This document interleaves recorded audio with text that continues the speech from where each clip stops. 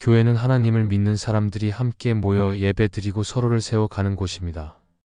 그렇기 때문에 교회는 언제나 말씀 위에 굳게 서 있어야 하며 성도들이 믿음 안에서 성장하도록 돕는 자리여야 합니다. 그러나 어떤 교회는 겉으로는 화려하고 활기차 보이지만 안으로 들어가 보면 하나님의 뜻에서 멀어진 모습을 보이기도 합니다. 교회가 올바른 방향을 잃게 되면 성도들의 믿음도 함께 흔들리고 결국 하나님께서 원하시는 길에서 벗어나게 됩니다. 그래서 우리는 교회가 어떤 길을 가고 있는지, 말씀 안에서 올바르게 서 있는지를 분별할 수 있어야 합니다. 오늘은 교회가 결코 해서는 안 되는 세 가지 모습을 함께 나누려 합니다. 첫째, 교회가 성경의 권위를 무너뜨린다면 떠나야 합니다. 교회는 인간의 생각이나 전통으로 세워진 모임이 아니라 하나님의 말씀 위에 세워진 공동체입니다. 성경은 단순한 고대의 기록이 아니라 지금도 살아 움직이며 우리에게 하나님의 뜻을 비추는 기준입니다. 그러나 교회가 성경보다 사람의 생각이나 관습을 더 높이고 말씀을 자기 편의대로 해석하거나 왜곡하기 시작하면 이미 그 교회는 방향을 잃은 것입니다. 말씀을 중심에서 밀어내면 신앙은 흔들리고 결국 하나님이 아닌 사람을 기쁘게 하는 모임으로 변하게 됩니다. 그래서 우리는 성경의 권위를 가볍게 여기는 교회를 분별해야 하며 그 자리에 머물러서는 안 됩니다. 예수님께서 사역하실 당시 바리새인과 서기관들은 말씀을 왜곡하며 자신들의 규례를 하나님의 뜻보다 앞세웠습니다.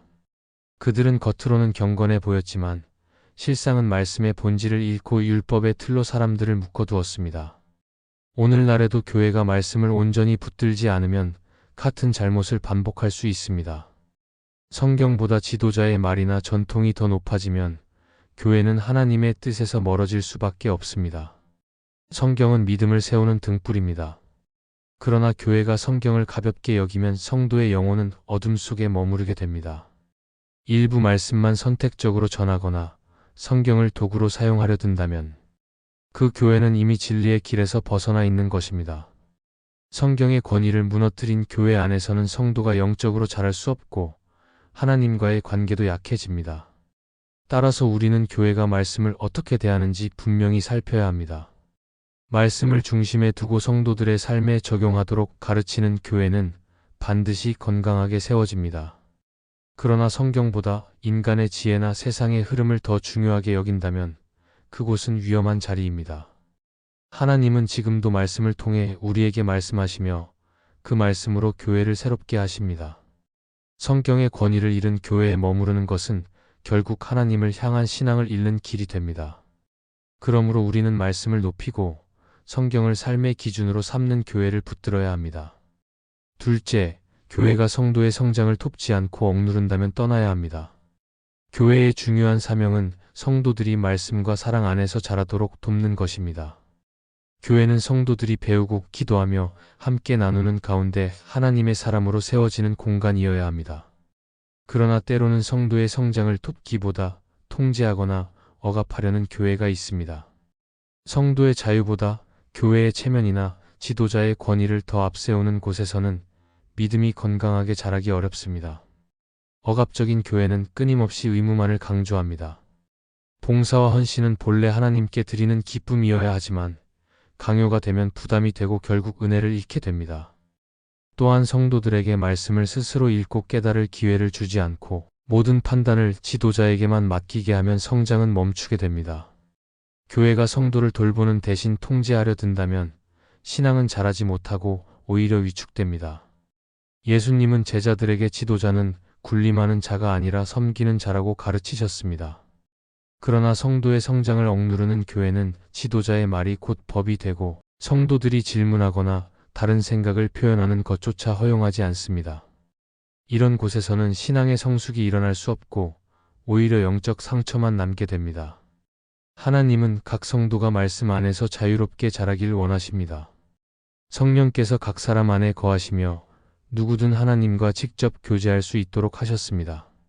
그러나 교회가 성도의 영적 자유를 막고 항상 의존하게만 만든다면 그것은 성경적인 교회의 모습과 다릅니다.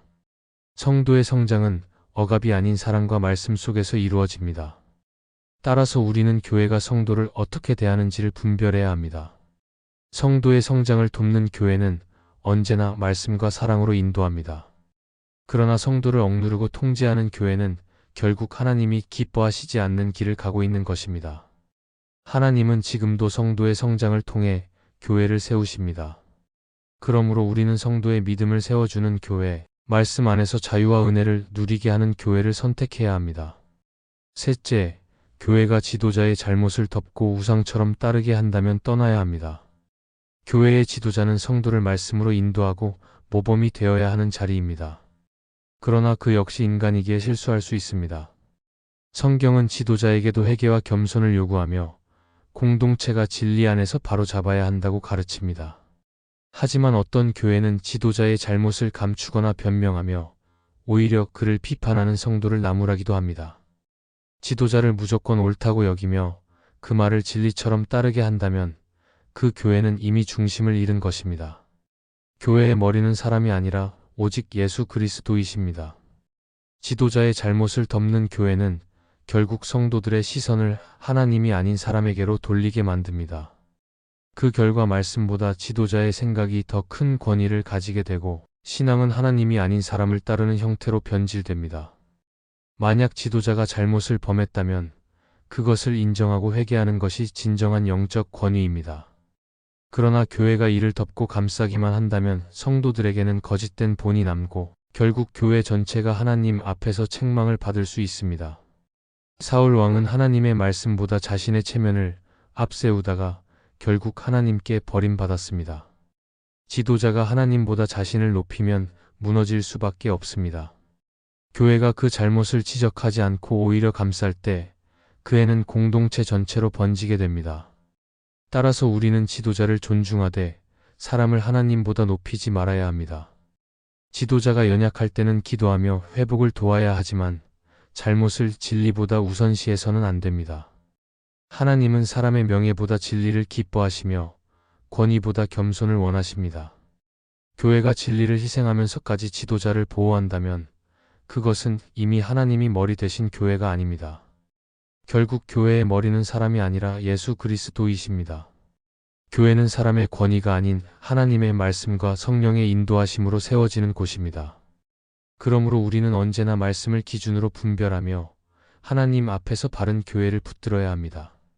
교회가 진리를 버리고 사람을 높이는 길을 간다면 그곳을 떠나야 하며 말씀 위에 세워진 공동체를 붙들어야 합니다. 하나님은 지금도 말씀 위에 세워진 교회를 통해 성도를 바르게 인도하시며 그 안에서 우리의 믿음을 자라게 하십니다. 이 말씀이 마음의 은혜가 되셨다면 좋아요와 구독으로 함께 해주시기 바랍니다. 그리고 댓글로 아멘을 남겨주시면 이 말씀이 더 많은 이들에게 전해질 것입니다. 하나님의 평안과 축복이 여러분의 삶에 늘 함께 하시길 바랍니다. 감사합니다.